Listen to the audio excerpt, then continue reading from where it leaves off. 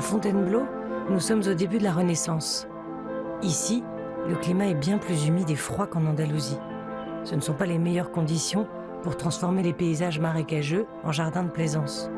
Et surtout, les rois ignorent encore tout de l'art de la décoration. Ce sont les guerres d'Italie qui leur font découvrir des résidences d'une beauté saisissante qu'ils chercheront à imiter.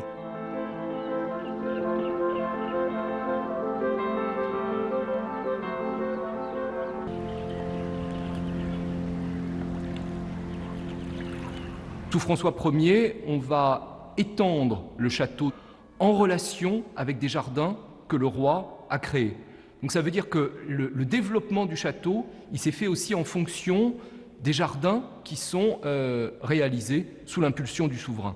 Et on va voir la même chose sous le règne d'Henri IV, où le roi va faire très largement redessiner tous les jardins du château et il va faire ajouter des bâtiments qui sont tous en lien étroit avec leur environnement végétal et avec les jardins. Donc il y a une osmose, il y a une interpénétration entre l'architecture et les jardins qu'on ne distingue peut-être plus aussi bien aujourd'hui, mais qui est très nette dans la manière dont le château a évolué et dont il s'est constitué.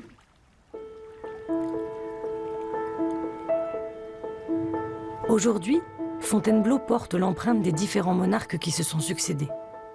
Au fil des siècles, de nouveaux jardins apparaissent et il faut contrôler l'eau avec des systèmes de plus en plus complexes. Chaque roi fait aménager son propre aqueduc pour marquer son règne. Là encore, les Italiens sont à la tête des chantiers.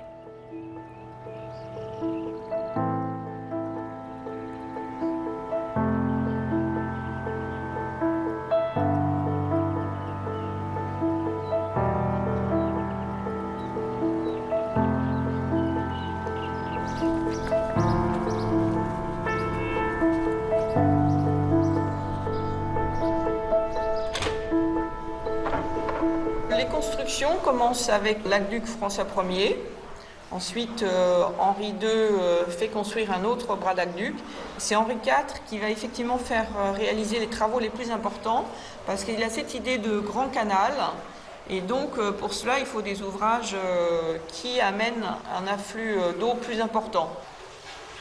Henri IV fait venir d'Italie des ingénieurs hydrauliciens, donc les frères Franchini, Alessandro et Tommaso.